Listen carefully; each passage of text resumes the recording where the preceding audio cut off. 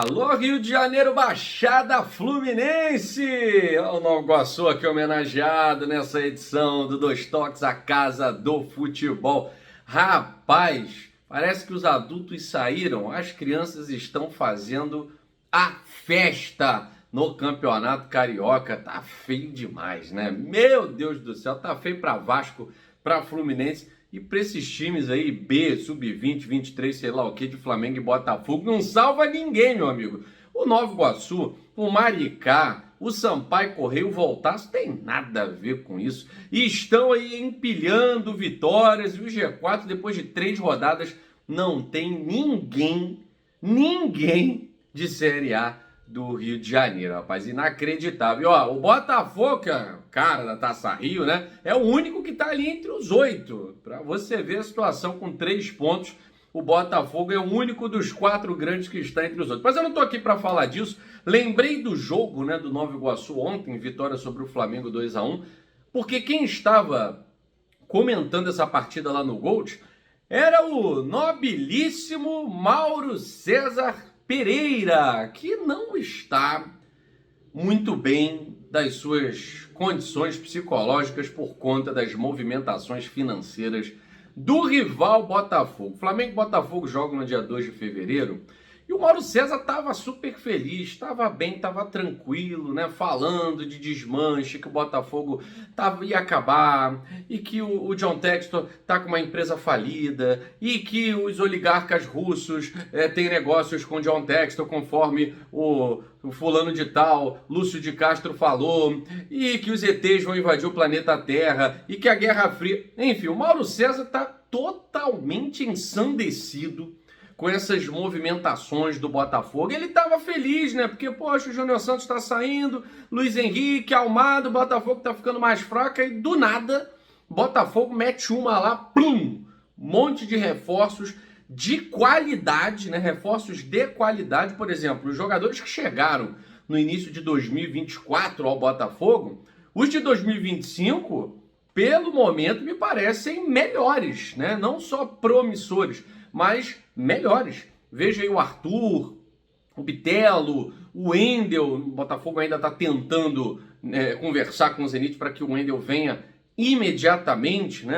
Acho um pouquinho difícil, está jogando muita bola lá. E o que deixou o Mauro César maluco, tantã da cabeça, foi a negociação brilhante que o John Textor fez com o Luiz Henrique. Tá? E um banho de água fria para quem gosta de falar que o Botafogo, e o Mauro César é um dos cabeças disso, né? É barriga de aluguel do Lyon. O Lyon foi usado para contratar o Luiz Henrique e o Lyon não sentiu nem o cheirinho, falei cheirinho, lembrei do Mauro César, nem o cheirinho do Luiz Henrique.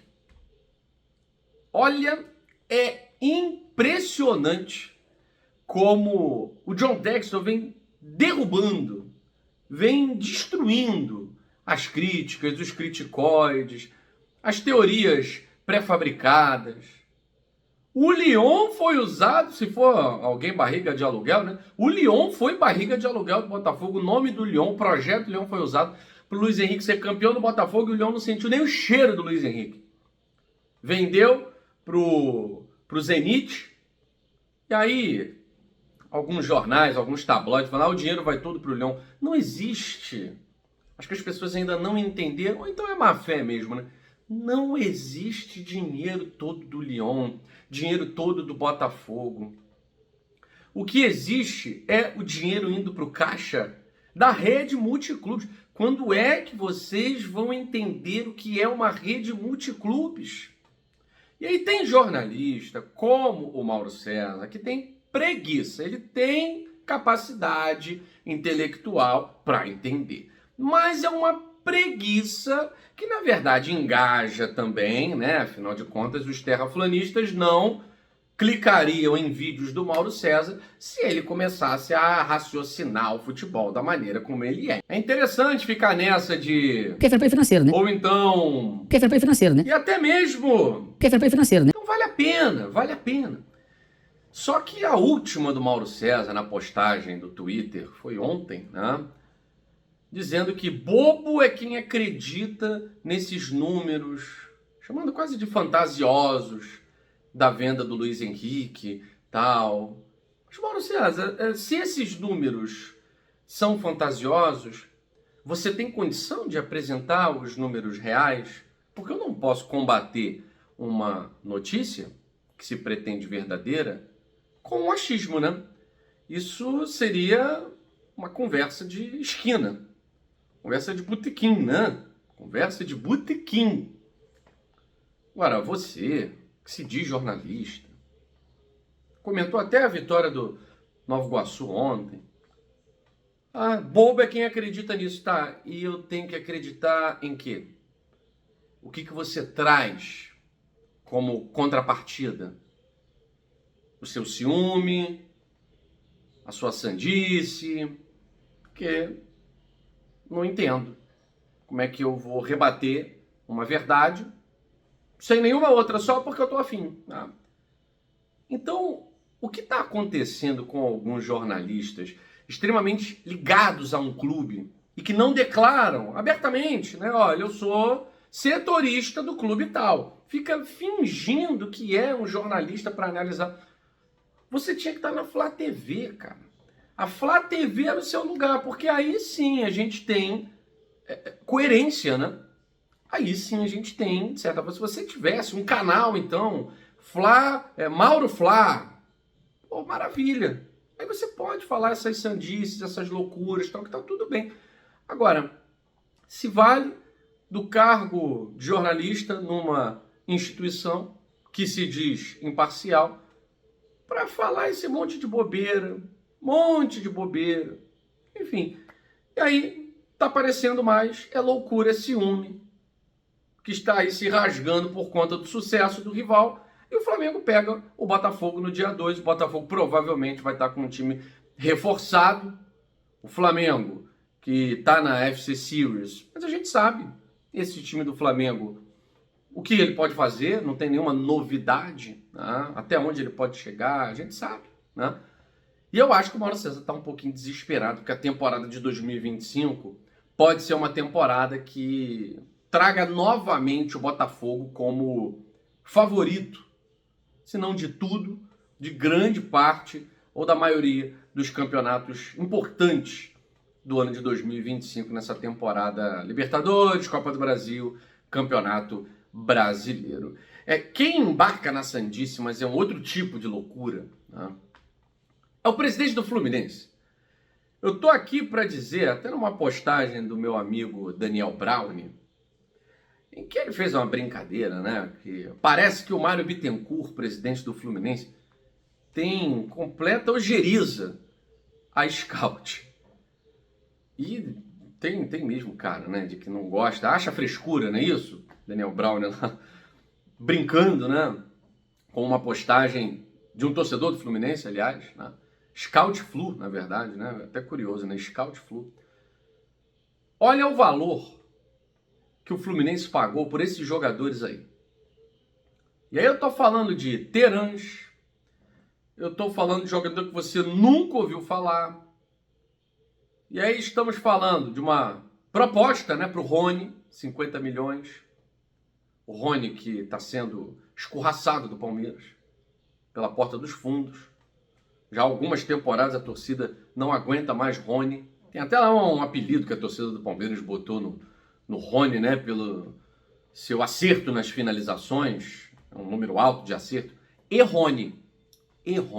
Interessante, né? Pois é, o Fluminense, se você olhar aí, Canóbio, Errone, Terãs, Serna e toda essa turma de desconhecidos. E aí o Scout Flu vai lá e fala assim, o cara me gastou mais de 140 milhões de reais em jogadores que provavelmente não sejam nem titulares e nem foram titulares no Fluminense. O Terãs foi uma piada de mau gosto, né? E aí é um cara que realmente defende uma bandeira de associação, e se tiver SAF eu tenho que estar, como se fosse um gênio do futebol e vai botar essa Libertadores debaixo do braço dele eternamente. Tá? Eternamente. E aí, levando o Fluminense para um caminho, mais uma vez, de coadjuvância. Porque as contratações que o Fluminense fez e pretende fazer não são capazes de levar o Fluminense para um caminho de competitividade no mesmo nível dos grandes clubes do Brasil. E aí só pode ser, né, ojeriza a scout. Porque um scout não traria jamais o David Terans. O Canóbio nem digo, né, que veio de contusão e tal, mas é um jogador razoável. Mas eu gostaria de saber que scout underground é esse aí que o Mário Bittencourt contratou para trazer essa turma. Não é por preço de banana, que se você paga 10, 5 milhões, 8 milhões, beleza. E ainda digo mais, né? Gastar qualquer milhão com perna de pau é algo que quem dá aula de scout no Brasil, eu posso citar o Botafogo mais uma vez aqui, o Botafogo gastou isso, 8, 10, 12 milhões em Gregori, Savarino. Olha o nível dos jogadores em que o Botafogo gastou 10 milhões, 12 milhões. Gregori, Savarino. Não é esses jogadores aí que estão nessa lista e que não renderam absolutamente nada para o Fluminense. O futebol moderno, ele está pedindo passagem. E o futebol moderno já não se joga dentro de campo somente. Ele começa lá na academia, ele começa lá na rede de scout, ele começa em aplicativos de scout. Pois é, esse é o futebol moderno. Muita gente não entende, né, por que alguns clubes anunciam parcerias com redes de aplicativos, de sites, que são, na verdade, grandes redes globais que contêm dados de jogadores. A vitória, o título, começa ali. Começa ali. Sem um head scout capacitado, sem uma equipe de scout capacitada, não existe raio caindo no mesmo lugar duas vezes.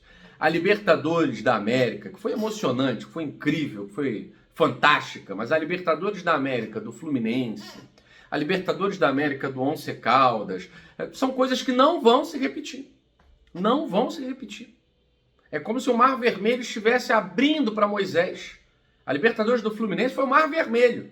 Sai Palmeiras, sai Flamengo bizonhamente, sai o River Plate, sai o outro e tal. Ficam os piores, né? Então, o Fluminense conseguiu uma façanha de não enfrentar nenhum clube em boa fase até ser campeão da Libertadores. Pegou o Inter 14º do brasileiro, pegou o pior Boca dos últimos 20 anos, pegou lanterna do Campeonato Paraguaio e pegou um time de meio de tabela do Campeonato Argentino. Isso não vai se repetir. Então o Fluminense ou se moderniza e leva a sério a gestão, ou vai repetir 2024. Esse sim é um ano que tende a se repetir se o Mário Bittencourt continuar com a sua ojeriza à inteligência no futebol. Eu fico por aqui, obrigado pela sua audiência aqui no Dois Toques. Aqui a gente não tem papas na língua, fala o que tem que ser dito, sem mimimi, sem nhen, é o que a gente pensa, se você concorda, se você discorda. Deixe seu comentário, deixe seu like, Dois Toques, a casa do futebol. Valeu!